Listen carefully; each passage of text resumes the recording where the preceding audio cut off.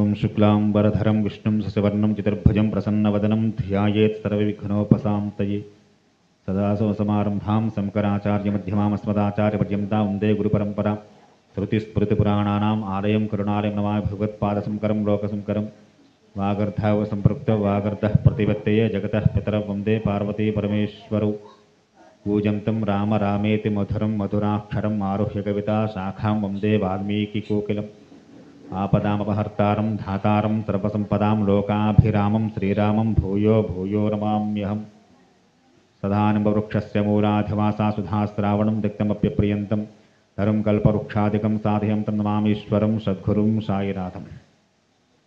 శ్రీ షిరిడి సాయి ఆధ్యాత్మిక సత్సంగ కార్యక్రమం ప్రతి శనివారం కూడా భక్తులు గ్రహ నిర్వహణ చేసుకుంటూ కార్తీక మాసం ప్రత్యేకించి లాటరీ పద్ధతి ద్వారా సోమవారం రోజున ఈ ప్రత్యేక సాయి సత్సంగ కార్యక్రమాన్ని ఏర్పాటు చేయడం, చక్కగా 3వ వారం వీరి గృహంలో స్వామి అనుగ్రహం చేత కార్తీక సోమవారం ఈ ప్రత్యేక సాయి సత్సంగ కార్యక్రమం నిర్వహణ చేసుకుంటూ చక్కగా శ్రీమద్ రామాయణానికి సంబంధించినటువంటి వాల్మీకి కృతమైనటువంటి రామాయణంలో మానవ జీవన శైలి గురించి శ్రీరామచంద్రమూర్తి వారు ఏ విధంగా నడిచి చూపించారు అనేటువంటి ఎన్నో విషయాలని వాల్మీకి శ్రీమద్ రామాయణంలో పొందుపరిచి మనందరికీ అందించారు.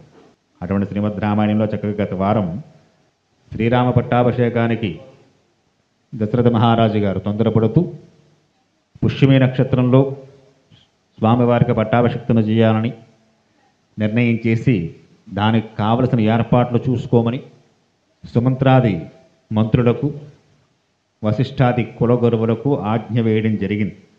శ్రీరామచంద్రమూర్తి వారు తన ఆస్థానంలోకి తీసుకొచ్చి ఆయనకు కూడా ఆ విషయాన్ని తెలియజేసి పట్టాభిషేకానికి సిద్ధంగా ఉండమని చెప్పి పంపించారు.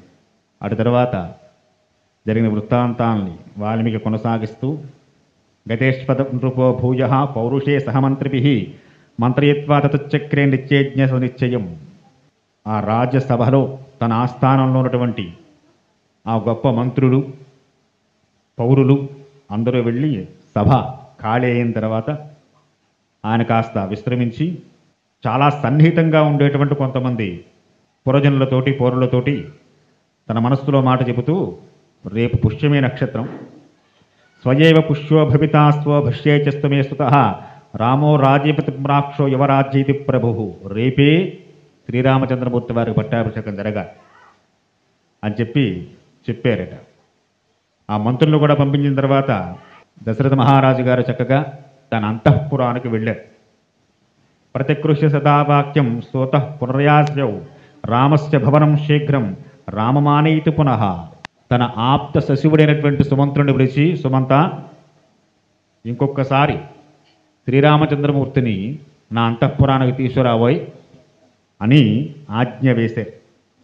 సుమంత్రుడు మళ్ళీ రథం కట్టుకుని చాలా వేగంగా రామచంద్రమూర్తి ఉండేటువంటి అంతఃపురానికి బయలుదేరి వెళ్ళారట.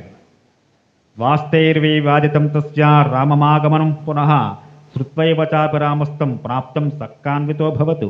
రామచంద్రమూర్తి వారు వర్తమానం అందింది. సుమంత్రుడు మళ్ళీ వచ్చాడు. దశరథ మహారాజు గారు తన కుమారుని చూడాలనుకుంటున్నారట అని రాముడు మనస్సులోనే సందేహం వచ్చిందండి.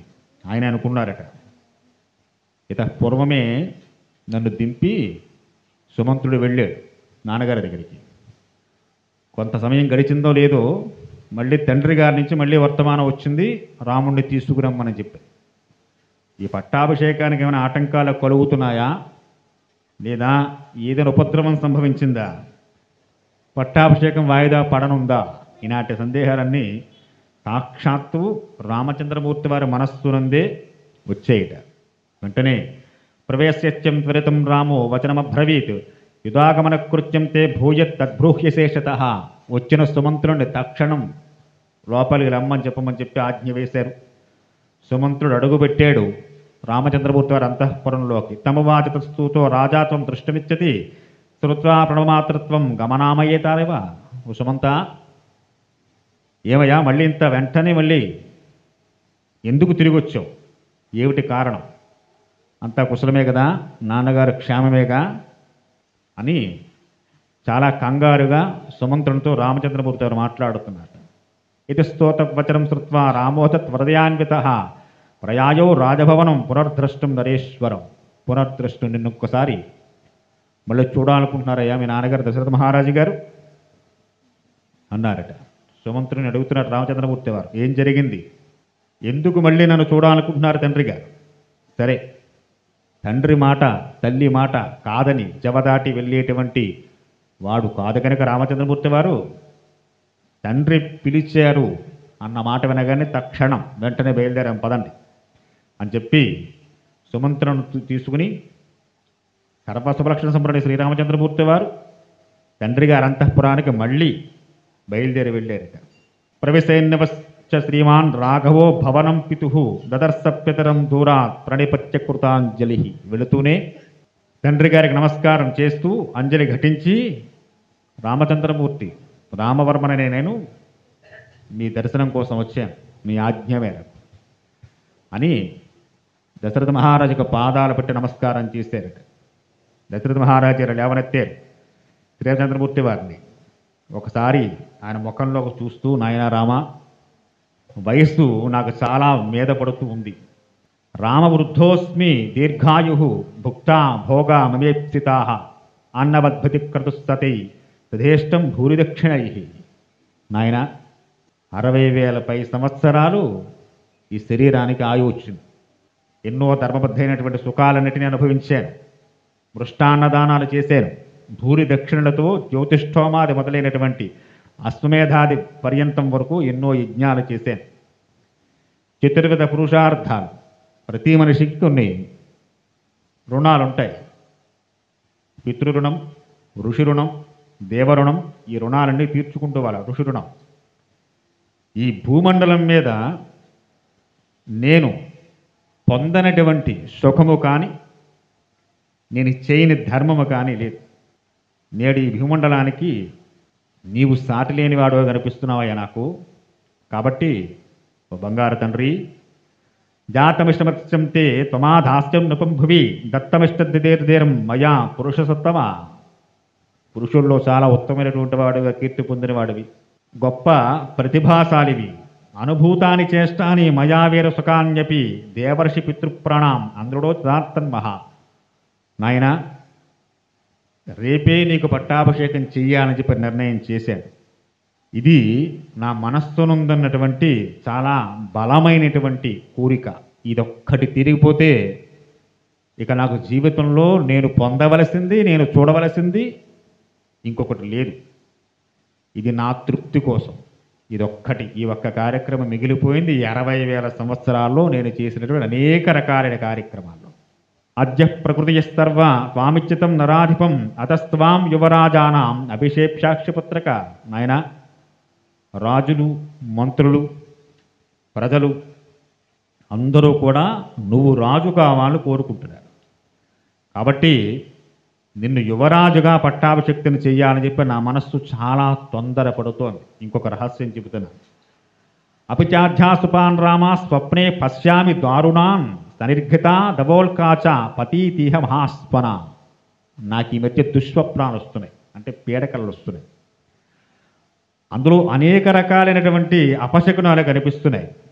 ఆకాశంలో తోకచుక్కలు పొడుస్తున్నాయి, ఉలకలు రాలుతున్నాయి, పిడుగులతో కూడా నులకలు పడుతున్నాయి అప్పుడప్పుడు భూమి మీద.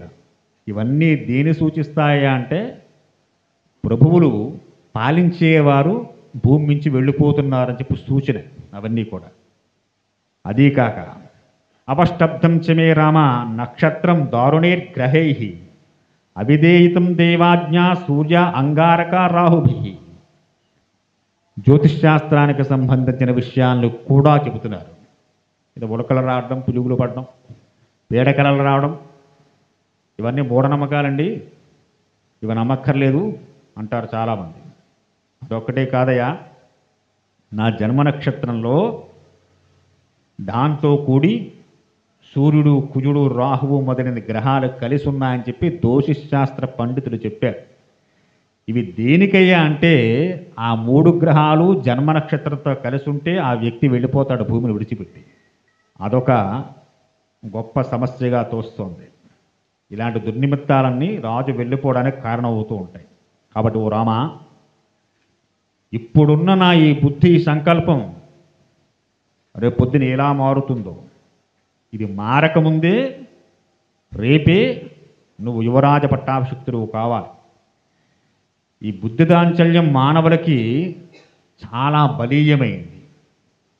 కాబట్టి అద్యచంద్రోభ్యుపగత పుష్యాత్తాం పూర్వ పునర్వసు స్వపుష్యయోగం నీతం వక్షతే దేవచింతకా. ఇవాళ చంద్రుడు పునర్వసు నక్షత్రంలో ఉన్నాడు, రేపు పుష్యమే నక్షత్రంలోకి వస్తాడు. పుష్యమే నక్షత్రం చంద్రుడు ప్రవేశించగానే రేపే నీకు పట్టాభిషేకం చెయ్యాలని చెప్పి నా మనస్సు తొందరపడుతుంది అని చెప్పి ఆయన మనస్సులో ఉండేటువంటి కొన్ని భయాలు, తన యొక్క జాతక చక్రంలో కొన్ని గ్రహాల కలయికలు, అలాగే ఈ ప్రకృతిలో కనిపించేటువంటి కొన్ని సూచనలు, ఇవన్నీ కూడా చాలా బలీయంగా ఈ భూమి ఎదక దశరథుడు ఉండడు అనేటువంటి సూచనలు ఇస్తున్నాయి అని చెప్పి పరోక్షంగా రామచంద్రమూర్తి వారికి చెబుతూ దశరథ మహారాజు గారు తస్మాత్ త్వయాద్య ప్రభృతి నిసేయం నీతాత్మనా సహవద్యోపవస్తస్య దర్భా ప్రస్తారసాయన. ఇప్పుడే ఈ క్షణమే గురువు గారిని పంపిస్తున్నాను, ఉపవాస దీక్ష తీసుకోవాలి. నువ్వు నా కోడలు సీత తీసుకుని ఈ రాత్రికి దర్భశయ్య మీద అని చెప్పి ఇప్రోషిత్య భరతో యావదేవా పురాతిత తవదేవాభిషక్తే చ ప్రాప్తకాలో మతో మమ. ఎంత తొందరగా చూడండి దశరథ మహారాజు గారికి. ఇంట్లో పెళ్ళి అయితేనే ఎంతోమందిని పిలుచుకుంటూ ఉంటాం, చుట్టాలు పక్కాలు, కావలసిన వాళ్ళు అక్కర్లేని వాళ్ళు అందరు. నేను రామచంద్రమూర్తితో వివాహం కూడా చాలా తక్కువ మందితోటి చాలా తొందరగా చేశారు ఆయన. ఇక పట్టాభిషేకం కూడా అలాగే జరగాలని కోరుకుంటున్నారు ఆయన. దీనికి చాలా కారణాలు గత వారం కూడా మనం చెప్పుకున్నాం. ఆయన మనస్సులో ఉండే కొన్ని భయాలు, తాను శరీరంతో ఉండగా తన కొడుకుని పట్టాభిషక్తుని చేస్తే రాజ్యానికి ప్రభువు లేడనేటువంటి లోటు లేకుండా ఉంటుంది. అది తన కళ్ళారా చూసుకోవడం, రాముడి విషయంలో ఏం జరుగుతున్నా తాను దగ్గర ఉండి జరిపించడం దశరథుడికి చాలా విశేషమైన సంతోషాన్ని సంతృప్తిని ఇస్తుంది. ఆయనకే కాదు, ప్రతి తండ్రి కూడా తన సంతాన విషయంలో చేయాల్సిన ప్రతి పనిని దగ్గర ఉండి తండ్రి చేయించాలి. రోజు చాలామంది వస్తూ ఉంటారు, అక్షరాభ్యాసం ఆదివారం ముహూర్తం వచ్చింది, నాకు షాప్ ఉంది, మా ఆవిడ వచ్చి చేయించండి గురువుగారు అంటుంటే. అన్నప్రాసం చేయాలండి, క్యాంపులో ఉన్నారు మా ఆయన, మా మామగారు అత్తగారు వస్తారు చేయించండి అంటూ ఉంటారు. మామగారు అత్తగారు చేసే పనులు కాదు, తల్లిదండ్రులే చేసి తీరవలసిందే. నీకు ఎన్ని పనులున్నా మానేసుకో. పుత్రుల పట్ల, సంతానం పట్ల తల్లిదండ్రులు చేయవలసిన కొన్ని ప్రధాన ధర్మములు అది ఎవరికైనా ఉన్నాయి, మీకు నాకు వ్యత్యాసం ఏమీ లేదు. కనుక ఇన్ని దుర్నిమిత్తాలు గోచరిస్తున్నాయి, పీడకలలు వస్తున్నాయి, ఈ మధ్య స్వప్నంలో అన్నీ దుస్వప్నాలే వస్తున్నాయి. జాతక చక్రం కూడా సరిగ్గా లేదు, వయస్సు మాత్రం మీద పడుతోంది, శరీరం సహకరించడం లేదు. ఇన్ని ఉన్నప్పుడు ఇంకా ఆయన మనసు ఇంకెంత తొందరగా ఉంటుంది. వీరి విషయంలో చేయాల్సిన పనులని తొందరగా చేసేస్తే తన బాధ్యతలు తీరుతాయి సంతానాన్ని పొందినందుకు. కనుక ఈ తొందర చాలా ఎక్కువగా ఉంది. కనుక ఆయనే చెబుతున్నారు, కైకేయ రాజ్యానికి వెళ్ళాడు భరతుడు శత్రుఘ్నుడితో కలిసి. మీ తమ్ముల మీద నీకు విశేషమైనటువంటి అభిమానము, ప్రేమ ఉండొచ్చు, వారికి నీ పట్ల విశేషమైన భక్తి ఉండొచ్చు. అయితే ఇప్పుడు ఆ కైకేయ రాజ్యానికి కబురు పంపేటువంటి ఆలోచన కూడా నాకు లేదు. అంతేనా? పిల్లలిచ్చిన మామగారికి కూడా చెప్పరా అండి? అది కూడా చెప్పలేదు ఆయన. ఇక మిథిలాధిపతి జనక మహారాజు గారు, మరి మామగారికి చెప్పొద్దని అడుగు పట్టాభిషేకం చేస్తుంటాను. కనుక ఆయనకు కూడా రేపు పట్టాభిషేకం అయితే ప్రయాణం సాగించి రథాలు కొట్టి వెళ్ళాలంటే 4 రోజులు పడుతుంది. ఫోనులు లేవుగా ఇప్పట్లాగా, చేసి వచ్చేయడానికి వాళ్ళు రావడానికి 3 రోజులు పడుతుంది రథాలు ఎక్కి రావాలంటే. రేపే పట్టాభిషేకం ముహూర్తం పెట్టుకున్నాడే, కబుర్లు ఎక్కడ వెళ్తాయి? ఇక ఆయన అన్నాడు, వారు కూడా సంతోషిస్తారు. రాముడికి పట్టాభిషేకం అయితే మామగారు కోపకిస్తారేంటి, నాకు చెప్పకుండా చేశారు. మాల్లుడే రాజ్యాభిషక్తుడయ్యాడు చెప్పి సంతోషిస్తాడే. భరత శత్రుఘ్నులు కూడా మా అన్నగారు పట్టాభిషక్తులైతే వారు సంతోషిస్తారు. కాబట్టి వీరెవరికీ కూడా మీ మాతామహుడు తాతగారికి, అక్కడున్న భరతుడికి, వారికి కూడా ఈ యువరాజ పట్టాభిషేక వార్త వారికి తెలిసిన తర్వాత వారు సంతోషించారు తప్ప నాయన ఇప్పుడు దీన్నంతా అందరికీ చేరవేసేంత సమయము సందర్భము లేదు. కామం ఖలు సతాం వృత్తే భ్రాతాతే భరతస్థితః జ్యేష్ఠానువర్తి ధర్మాత్మా సానుక్రోశో జితేంద్రియ కింతు చింతం మనుష్యాణం అనిత్యమితి మే మతి సతాం తు ధర్మనిత్యానాం కృతశోభిచ రాఘవ. రాఘవ, సాధారణంగా మనుష్యుల చిత్తాలు చాలా చంచలంగా ఉంటాయి. ఈ క్షణం మాట్లాడిన మాట మరుక్షణంలో ఉండదు. ఈ క్షణం చేస్తా అన్న పని మరుక్షణం చేస్తానని చెప్పి అనడేవాడు. అప్పుడు ఏదో అన్నానంటే మైకి ముందు కూర్చున్నాను కాబట్టి అలా చేస్తానేటంటే. కనుక ఈ మనస్సు ఎలా మారుతుందో తెలియదు. కాబట్టి వీరెవరూ ఉన్నా లేకపోయినా పుష్యమి నక్షత్రంలో నీ పట్టాభిషేకానికి నేను సిద్ధంగా ఉన్నాను. యుక్తస్యో భవజ్ఞాత స్వోభావిస్న్యపేష చ వజ్రేత రామప్యతరం అభివాధ్యాయ సద్గ్రహం. ఇవన్నీ చెప్పి నాయన నువ్వు తొందరగా నీ అంతఃపురానికి వెళ్ళు, కోడలతో కలిసి ఉపవాస దీక్షలో ఉండు, రేపు ఉదయాన్నే పట్టాభిషేకానికి సుముహూర్తం అని చెప్పారట. రామచంద్రమూర్తి వారు బయలుదేరారు. మళ్ళీ రథాన్ని అధిరోహణ చేసి తన అంతఃపురానికి వెళ్ళారట. అక్కడి నుంచి ఆయన కౌసల్యాదేవి తల్లి యొక్క మందిరానికి వెళ్ళారట. ప్రవశ్యత్యాత్మనో వేస్మ రాజ్ఞోధిష్ఠేభిషేచన తక్షణేన నిర్గమ్య మాతురతఃపురం యయౌ. మాతృదేవత కౌసల్యాదేవి అంతఃపురానికి వెళ్ళారు. కౌసల్యాదేవి ఈ వార్త విన్న తర్వాత శ్రీమన్నారాయణమూర్తి దగ్గర కూర్చుని శ్రీమన్నారాయణ వేడుకుంటూ ఉంటా తల్లి. తన కుమారుడు పట్టాభిషక్తుడయ్యే సందర్భంలో ఎటువంటి విఘ్నాలు లేకుండా చక్కగా పుర ప్రజలు, సామంతరాజులు, పురోహితులు, దాసదాసి జనం, ఆపాద జానపదులు వీరందరి యొక్క ఆనందోత్సాహ నడుమ తన కుమారుడు పట్టాభిషేకుడు కావాలని చెప్పి స్వామిని ప్రార్థన చేస్తోంది. తస్మిన్ కాలే కౌసల్య తాస్తా వామిలిదక్షణ సుమిత్రాయ న్యాన్యమాన సీతాయ లక్ష్మణుని చ. శ్రీరామచంద్రమూర్తి వారు కౌసల్యాదేవి అంతఃపురానికి వెళ్ళేసరికి అక్కడే సుమిత్రాదేవి, లక్ష్మణస్వామి, సీతాదేవి కూడా ఉన్నారట. కొంతమంది దాసీజనం కూడా అక్కడే ఉన్నారు. వారంతా చాలా సంతోషంతో ఉన్నారు. రామచంద్రమూర్తి వారు వచ్చారు. శ్రుత్వా పుష్యేణ పుత్రస్య యవరాజ్యాభిషేచనం ప్రాణాయామేన పురుషం ధ్యాయామాన జనార్దనం తదా సన్నియామావేవి అభిగమ్యాభ్యవాచ్య చ ఉవాచ వచనం రామో హర్షియం స్థామిదం తథా. అమ్మా, తండ్రి గారు రేపు ఉదయాన్ని నాకు యువరాజ పట్టాభిషేకం చేయాలని నిర్ణయం చేశారు. దానికోసం నేను మీ కోడలు ఈ వాటి నుంచి వ్రతదీక్షలో ఉండమని చెప్పారు అని తల్లి పాదాలకి నమస్కారం చేశారు. తల్లి దేవనెత్తింది కౌసల్యాదేవి. చాలా సంతోషించింది. నాయనా, యత్రశ్చిత్వాత కౌసల్యాం చిరకాలాభికాంక్షితం హర్షభాష్పకలం వాక్యం ఇదం రామభాషత. నా చిరకాల వాంఛ. ఏ తల్లికైనా తన కొడుకు ఉన్నత స్థితిలో ఉండాలని ఏ తల్లి అనుకోదు. కనుక ఎప్పటి నుంచో కోరికయా నేను సింహాసనం మీద కూర్చుండగా చూడాలని. అది నాళ్ళకి తీరుతోంది. మీ నాన్నగారు సరైన నిర్ణయం తీసుకున్నారని అని ఆనంద బాష్పాలు రాలుస్తూ రామచంద్రమూర్తి వారిని ఆశీర్వాదం చేసింది. నువ్వు చిరకాలం, నువ్వు నా కోడలు చక్కగా ఆయుర్వృద్ధి కలిగి వర్ధిల్లెదురుగాక అని దీవించింది. కళ్యాణే బత నక్షత్రే మై జాతోపి పుత్రక ఏన త్వయా దశరథో గుణైరారాధిత పితాః.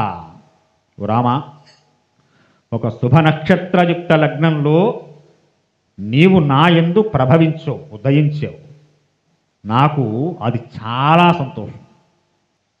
పద్యాలు కూడా ఉంటాయి. పుత్రోత్సాహము తండ్రికి పుత్రుడు జన్మించినప్పుడు పుత్రుడు జనులా పుత్రుని కనుగొని పొగడగా పుత్రోత్సాహంబు నాడు పొందురు సుమతిని.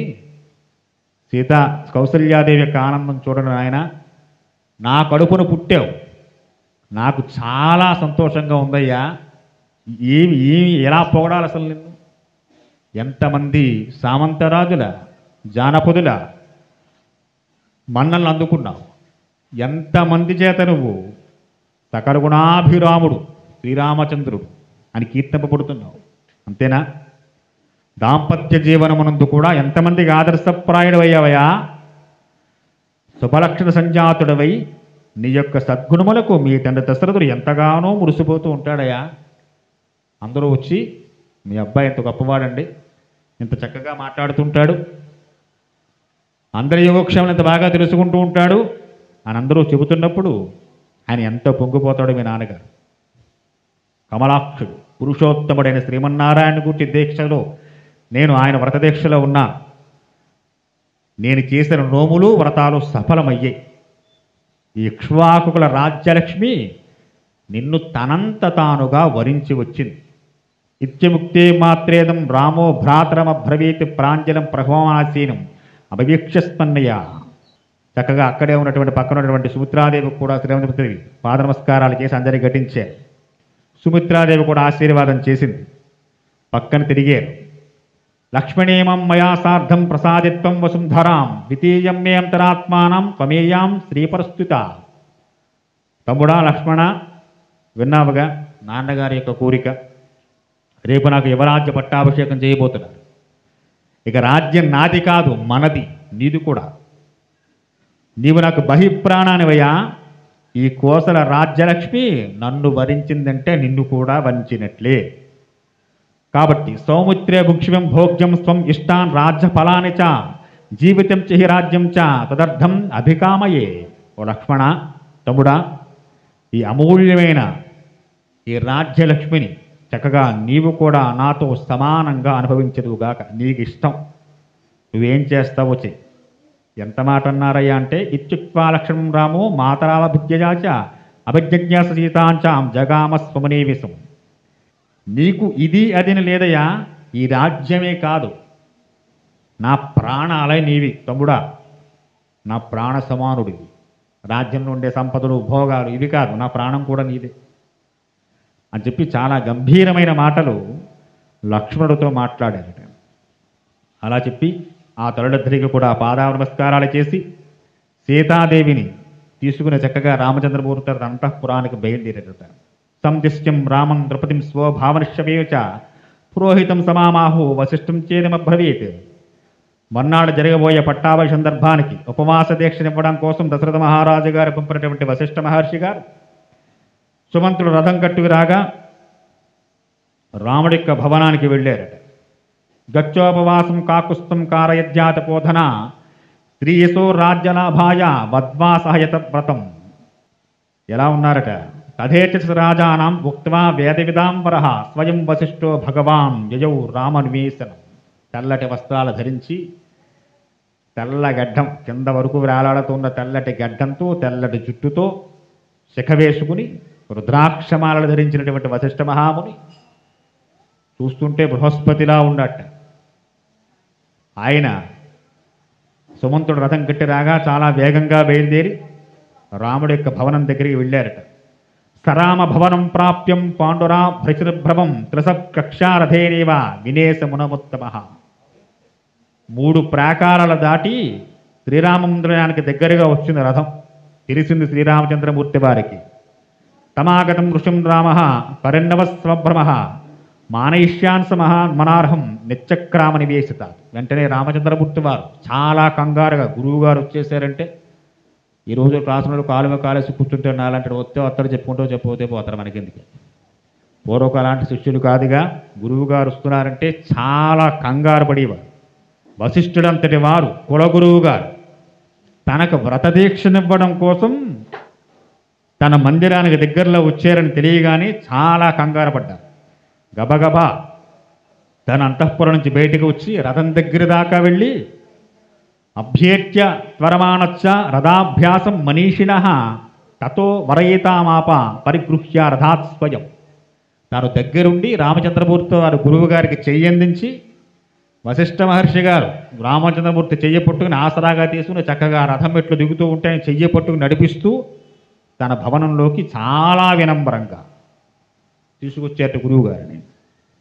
ప్రసన్నస్తే పితారామ యవ్వరాజ్యో మవాప్ససి ఉపవాసం భవనాధ్య కరోతు సహపీతయ. నాయన రామ, మీ నాన్నగారి యొక్క కోరిక రేపు నీకు పట్టాభిషేకం, ఈరోజు నీకు వ్రతదీక్షనిమ్మని చెప్పాడు. దాని నిమిత్తం వచ్చాను. గురువుగారిని కూర్చోబెట్టి పాద ప్రక్షాళనం చేసి చక్కగా గురువుగారు చెప్పిన విధంగా సీతాసమేతుడై శ్రీరామచంద్రమూర్తి వారు గురువుగారు చెప్పిన విధంగా ఆ ఉపవాస దీక్షని ఆయన నుంచి మంత్రోపదేశంతో తీసుకున్నారట. తీసుకుని ఇత్యుక్త్వా సదా రామం ఉపవాసం యతవ్రతం మంత్రవత్ కారయామాస నైదేహ్య సహితం ముని. తతో యథానద్రామేణ సరాజ్ఞో గురురర్చిత అభిజ్ఞత్యాదు కాకుస్తం యజౌ రామనివేశ. చాలా సంతోషంతో సీతారాముడు చక్కగా గురువుగారు చెప్పిన విధంగా ఆ వ్రతదీక్షను స్వీకరించారు. స్వీకరించినంత గురువుగారు చక్కగా కాసేపు సీతారాములతో మాట్లాడి వారికి వీడ్కోలు జరిపి ఆ భవనం నుండి బయలుదేరి వెళ్ళారు. ఈలోగా శ్రీరామచంద్రమూర్తి కొంతమంది అనుచరులు ఆయన సన్నిహితులు అందరూ కూర్చున్నారు. వారికి చాలా ఆనందంగా ఉంది. మా రాముడు, మా సమానుడు, మాతో కలిసి తిరిగినవాడు, ఆడినవాడు, ఎన్నో కబుర్లు చెప్పినటువంటి శ్రీరామచంద్రమూర్తి వారు రేపొద్దున యువరాజ పట్టాభిషిక్తులు అవుతున్నారు అని పరమానందంతో మనం ఎలాగైతే చక్కటి ఫ్రెండ్స్తో కూర్చుని చక్కటి మాటలు ఆనందాన్ని పంచుకుంటామో శ్రీరామచంద్రమూర్తి వారితో కలిసి ఆయన సన్నిహితులందరికీ ఆ సభలో వారంతా ముచ్చరించుకున్నట్ట. ఒకరి ఆనందాన్ని ఒకరు పంచుకున్నారు. పూర్తయిన తర్వాత శ్రీరామచంద్రమూర్తి వారు వారందరికీ వీడ్కోలు తెలిపారు. ఆయన ఆ వ్రతదీక్ష తీసుకుంటూ చేయవలసిన కర్మానుష్ఠానం కోసం బయలుదేరి లోపలికి వెళ్ళిపోయారు. ఆ శ్రీరామచంద్రమూర్తి వారి మందిరం అంతా సంతోషంతో పొంగిపోతోంది. స్త్రీలు, పురుషులు తేడా లేకుండా అందరూ ఎంతో ఆనందంగా ఉన్నారు. వారేనా పక్షులు, రామచంద్రమూర్తి వారి అంతఃపురంలో తిరిగే పక్షులు కూడా ఆనందపడుతున్నాయి. ససాజ భవనార్పేక్ష తస్మాద్రామ నివేశతాత్ నిర్గత్య దురుసే మార్గం వశిష్ఠో జనసంవృతం.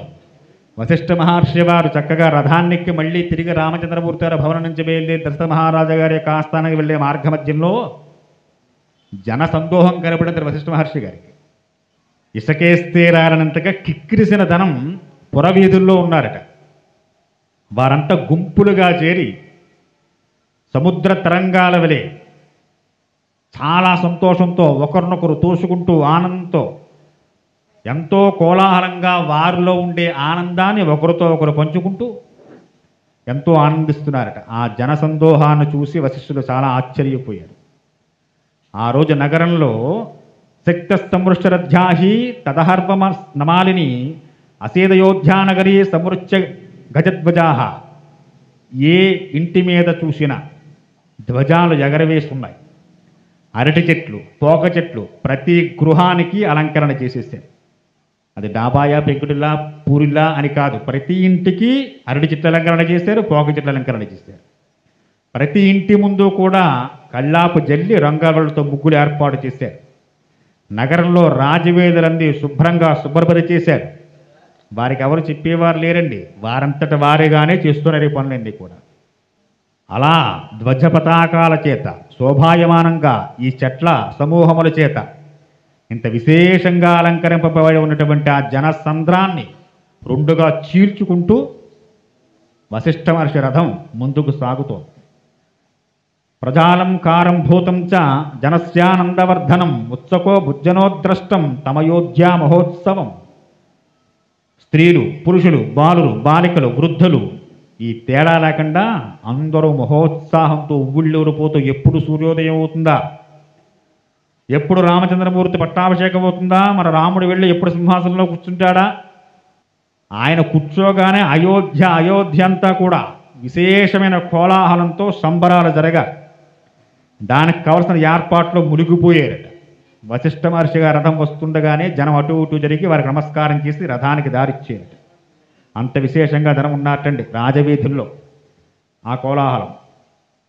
సీతాభృతచక్రం ప్రఖ్యం ప్రసాదామధిరుహ్య సహ సమయాయ నరేంద్రాణ సక్రేణ బృహస్పతి.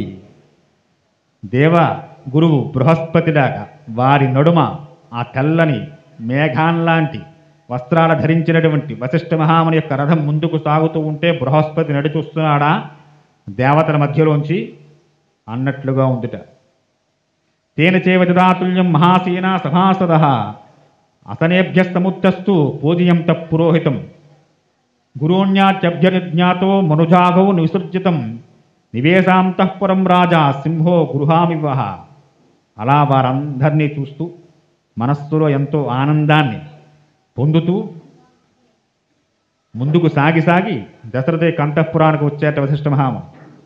వచ్చి దశరథుడు చెప్పారట, మహారాజా మీరు చెప్పిన విధంగా మీ అబ్బాయి శ్రీరామచంద్రమూర్తి వారికి మీ కోడల సీతాదేవికి ఈ వ్రతదీక్షనిచ్చే సాయంత్రం దర్భశయ్య మీదే శయనించమని చెప్పాను అని ఆ విషయాలన్నీ దశరథ మహారాజు గారు చెప్పారట. గతే పురోహితే రామ స్నాతో నీతమానస సహ పత్న్యా విశాలాక్ష నారాయణ ఉపగామయాత్. వశిష్ఠ మహర్షి వెళ్ళిపోయిన తర్వాత శ్రీరాముడు స్నానకృత్యాలను మునిగిపోయారు. నిత్యరమణస్కుడై విశాలాక్షి అయిన ధర్మపత్నిని సీతాదేవితో కూడి శ్రీమన్నారాయణ సేవ చేసుకున్నారు. ఆ రోజు రాత్రి చక్కగా హవిష్యాన్నాన్ని హోమం చేశారు. అగ్నిని వేల్చి అగ్ని ప్రదక్షిణలు చేశారు శ్రీ మహావిష్ణువును ఉద్దేశించి. ఆ జ్వలిస్తున్న అగ్ని యందు శాస్త్ర ప్రకారంగా హోమాన్ని పూర్తి చేశారు దంపతులిద్దరూ కలిసి. శేషంచ హవిష్యస్త ప్రాస్యా శాస్త్రాత్మన ప్రియం ధ్యాజన్ నారాయణం దేవం స్వాస్థీర్ణే కుశ సంస్తరే. హోమం పూర్తయిన తర్వాత వీరికి ఇచ్చిన ఉపవాస దీక్ష బాగా గుర్తుపెట్టుకోవాలి. ఉపవాసం దీక్ష చేసుకున్న తర్వాత హోమం చేసిన హవిష్యాన్నాన్ని భుజించేట సీతారాములు.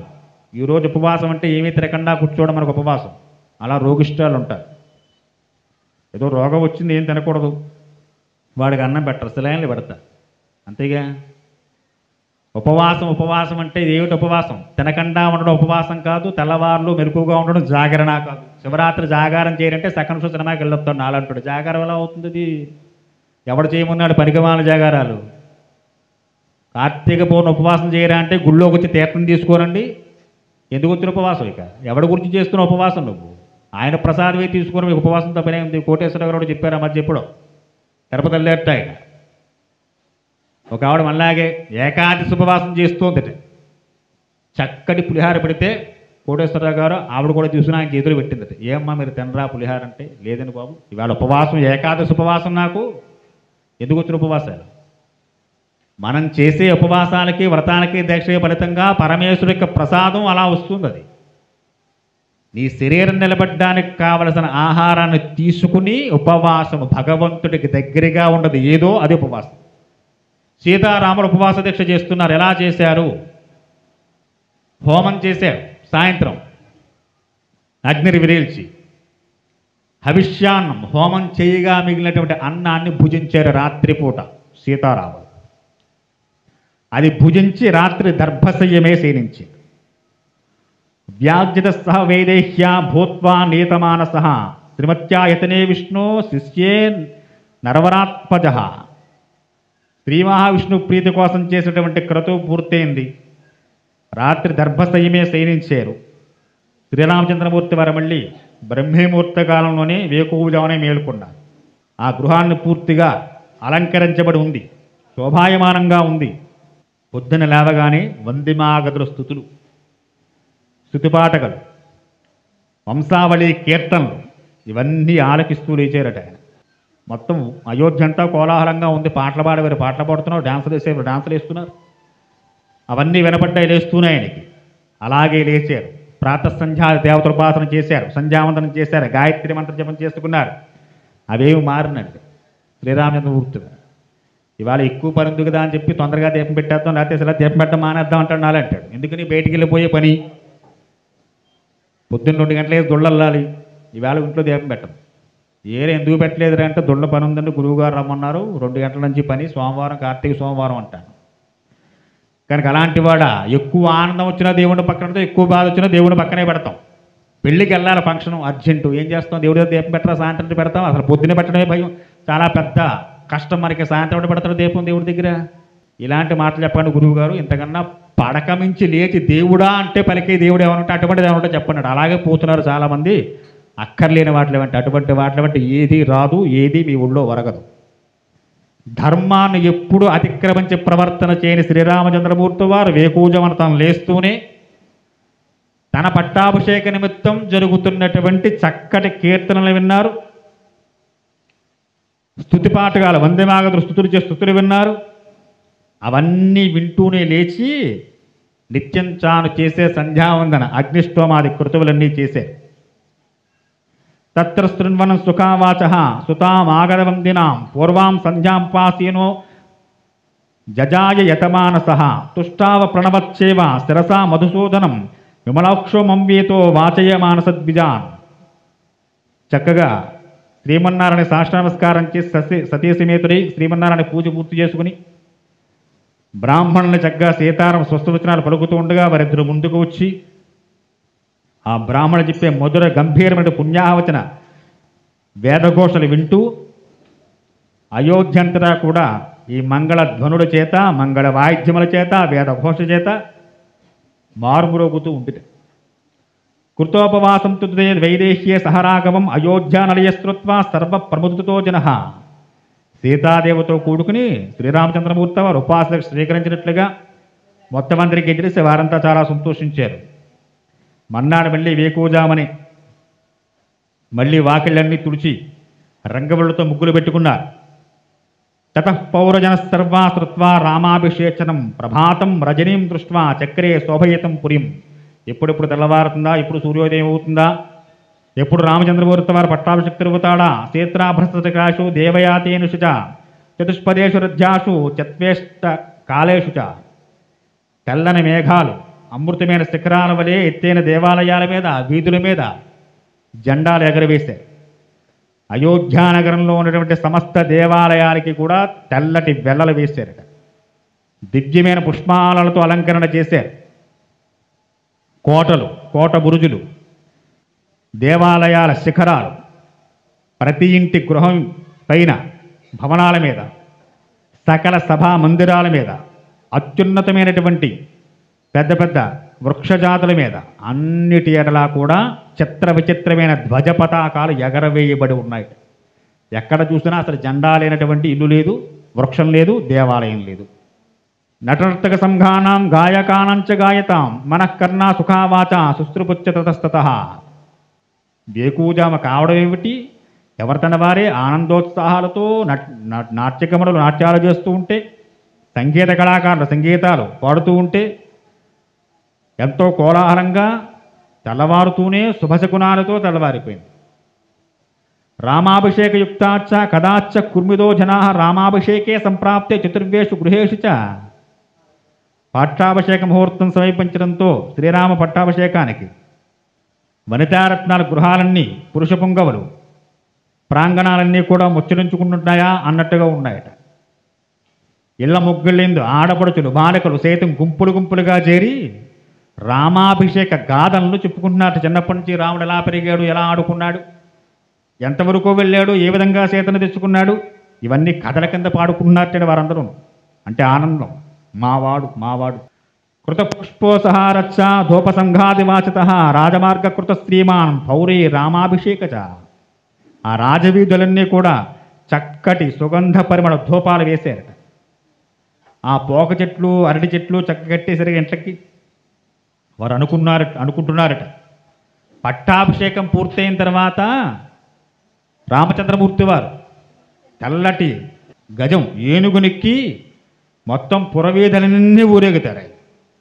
ఆయన అలా ఊరేగుతున్నప్పుడు, ఎందుకంటే జనం చాలామంది ఉన్నారుగా, ఇంతమంది జనాన్ని నెమ్మదిగా గెంటుకుంటూ ఆ తెల్లని గజం మీద స్వామివారు కూర్చుని ఈ ఊరేగింపు కదిలే సందర్భంలో ఒకవేళ సూర్యాస్తమయం అయిపోతే రాముడు కనపట్టి ఎవరికి కనుక అలంకారం పురేస్వేనం కృత్వా తత్పురవాసన ఆకాంక్షమాణ రామస్య యవరాజ్యాభిషేకనం.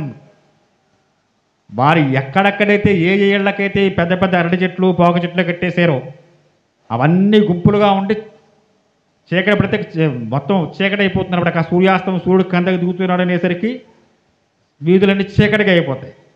అలా అయిపోతున్నప్పుడు రాముడు కనపడటం అసాధ్యం. కాబట్టి ఆ చెట్ల పైన చక్కటి మంచి కాగడాలు కట్టేశారట. అప్పుడే పొద్దుకుంకే సమయానికి అన్ని వీధుల్లో కాగడాలు వెలిగిపోవాలి. ఆ దేదీప్యమైన కాంతుల్లో రామచంద్రమూర్తి వారు శ్వేతగజం మీద ఎక్కి అందరికీ దర్శనమిస్తూ ఊరేగింపుగా వెళ్ళేటువంటి అద్భుతమైన దృశ్యాన్ని మనందరం చూచిదముగాక. సమయత్యా సంగత సర్వే చతుర్వేషు సమాసు చ కథయంతో మితస్తత్ర ప్రశంసు జనాధిపం.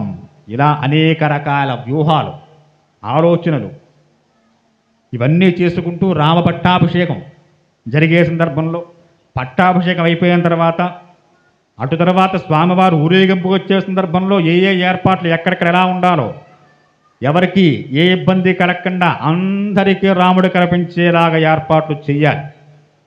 భవంతుల మీద ఎక్కినటువంటి వారు పుష్పవృష్టి కురిపిస్తుండాలి, చక్కటి పన్నీటు గంధాలు జల్లుతుండాలి.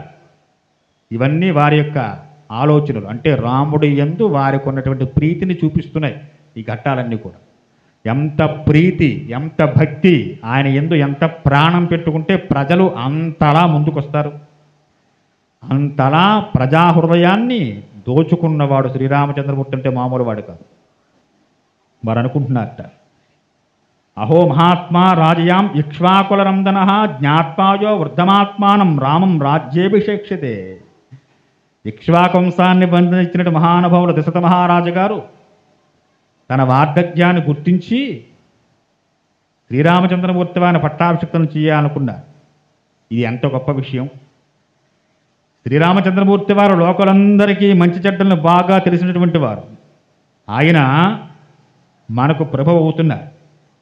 ఇక అతనికి మనకు చిరకాలం రక్షకుడుగా ఉంటాడు శ్రీరామచంద్రమూర్తి వారు. అసలు పదవే లేకుండానే ఇన్ని చేస్తున్నారంటే పదవి వచ్చిన తర్వాత ఇంకెంతలా చూసుకుంటారు మనని. ఇదంతా మనందరి యొక్క దైవానుగ్రహము. మనందరి పట్ల శ్రీమన్నారాయణకి అంత విశేషమైన వాత్సల్యం ఉండబట్టి ఇన్నాళ్ళకి మన రాముడు సకల గుణాభిరాముడు చక్కగా పట్టాభిషేకం జరుగుతున్నాడు. ఆ రఘురాముడు ఏమాత్రం గర్వం లేనటువంటి వాడు. అనుద్యతమాన్ విద్వాన్ ధర్మాత్మ భ్రాతృత్పల యథాచ భ్రాతృస్నిగ్ధ తదా స్వాస్యసి రాఘవ. ఎక్కడా కించిత్ కూడా గర్వం కనపడదు ఆయనలో. అలానే సామాన్యుడా, విద్వాంసుడు, ధర్మబుద్ధి కలిగినటువంటి వాడు, సోదర ప్రేమకు చక్కటి కుదిరైనటువంటి వాడు. మనల్ని కూడా ఈ ప్రజలందరినీ తన సోదరుల్లాగానే ప్రేమిస్తూ ఉంటాడు మహానుభావుడు. మా తమ్ముడు ఒక రకంగాను, బయటివారు ఒక రకంగాను అటువంటి స్వభావం లేదు ఆయనకి. ధర్మాత్ముడైన దశరథ మహారాజు గారి యొక్క అనుగ్రహం వలన ఈ శ్రీరామచంద్రమూర్తి యువరాజ పట్టాభిషేక్తునిగా మనం అందరం చూడబోతున్నామై ఆ పుణ్యమూర్తి అయిన దశరథ మహాప్రభువు కలకాలం వర్ధిల్లుగాక అని దశరథుని కూడా వారి చల్లని మనస్సుతో ఆయన కూడా బాగుండాలి అని కోరుకుంటున్నారు. ఏవం విధం కదాయాతం పౌరాణం శస్త్రవస్తద దిగ్భోజ శత్రువృత్తాంత ప్రాప్త జనపద జనాహ. ఏ పక్కన చూసినా, ఏ సందులో చూసినా, ఏ మూలో చూసినా, ఏ జనకూడల్లో వింటున్నా అందరి నోళ్ళల్లో శ్రీరామ పట్టాభిషేకం, శ్రీరామ పట్టాభిషేకం, శ్రీరామ పట్టాభిషేకం. నగరంలో ఏ మూల చూసినా ఎక్కడా ఈ వీధి వదిలేశారండి, ఇక్కడ జెండాలు కట్టలేదు, ఇక్కడ అలంకరణ చేయలేదు అని లేదుట. రాజమార్గాల దగ్గర నుంచి చిన్న చిన్న సందుల వరకు కూడా.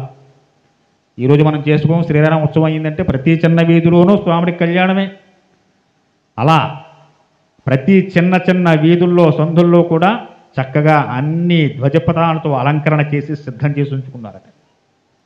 నానా దేశాల నుండి విచ్చేసినటువంటి జనవాహినులు అందరూ కూడా రేపు పట్టాభిషేకం కాబట్టి దగ్గర ప్రాంతాల్లో ఉన్నటువంటి వారందరూ వచ్చేసారు. అయోధ్యానగరం పట్టనంత జనం వచ్చేటటువంటి ఆ మొన్నాడు జరగబోయే స్వామి యొక్క పట్టాభిషేక మహోత్సవం చూడడానికి. అయోధ్యలో ప్రతిష్ఠ అయిందిగా, అప్పుడు ఎంతమంది జనం వచ్చారు, అలా వచ్చారన్నమాట. జనాఘూ తైర్విసర్ధభ్యే సుశ్రుతేత వివస్వన సర్వా సుదీర్ణ వేగస్య సాగరస్య వివస్వ. ఇది నగరమేనా అసలా, సాగరమా? సముద్రంలా ఉందిట అయోధ్య అంతా కూడా. విశేషమైన సాగర ఘోష. సముద్రం దగ్గర నుంచుంటే సముద్రం ఎంత హోరెత్తిస్తూ ఉంటుందో, చుట్టుపక్కల చిన్న చిన్న రాజ్యాల నుంచి సామంతరాజులు, అక్కడున్న జానపదులు, జనాలు, సామాన్యులు, మంత్రులు, పురోహితులు, ఋషులు వీరందరూ కూడా అయోధ్యకు వచ్చేస్తే అయోధ్య అంతా కూడా ఉత్తుంగ తరంగాలతో ఉవ్వెత్తున ఎగసిపడుతున్నటువంటి సముద్ర అలల ఘోష ఎలా ఉంటుందో, రాముడి యొక్క కథాగానంతో ఎంతమంది జనం మాట్లాడుకుంటూ ఉంటుంటే సాగర ఘోషలా ఉంటుట. అయోధ్యానగరం మహావైభవపేతంగా ఇంద్రనగరం అమరావతిలా కనిపిస్తూ ఉందట. దేవతలందరూ దేవేంద్రుడు సభలోకి వచ్చేసి కూర్చుంటే ఆ కిరీటాలు, దగదగ మెరిసే ఆభరణాలు, పట్టు వస్త్రాలు, గదలు, ఖడ్గాలు, చక్రాలు, ఎవరాయుధాలు వాళ్ళు పట్టుకొచ్చి కూర్చుని సభలో ఆశీనులై కూర్చుంటే ఆ దేవేంద్రుడిచిన సభ అమరావతి ఎలా ఉంటుందో అలాగా రకరకాలైనటువంటి ఆభరణాలు వేసుకుని, అంగరాగాలు వేసుకుని, చక్కటి వస్త్రాలంకరణ చేసుకుని, ఎవరు ఏ ఏ వస్త్రాలు ధరిస్తారో వారు ఆయా వస్త్రాలు, ఆయా భాషలు, ఆయా రంగులతో ఎంతమంది జనమంతా వచ్చి అయోధ్యానగరంలో మర్నాడు జరగబోయేటువంటి పుష్యమీ నక్షత్రంలో పట్టాభిషేక ముహూర్తానికి వేచి చూస్తున్నారుట. అటు తర్వాత స్వామి యొక్క పట్టాభిషేకం ఏ విధంగా జరిగిందో ఆ ఘట్టాలన్నీ వచ్చేవారిని తెలుసుకునే ప్రయత్నం చేద్దాం. స్వస్తి స్వస్తి ప్రజాభ్యాం పరిపాలయంతాం న్యాయేన మార్గేణ మహీమహీచాం. ఓ బ్రాహ్మణేభ్య శుభమస్తు నిత్యం. లోకా సమస్తా సుఖినో భవంతు. స్వస్తి.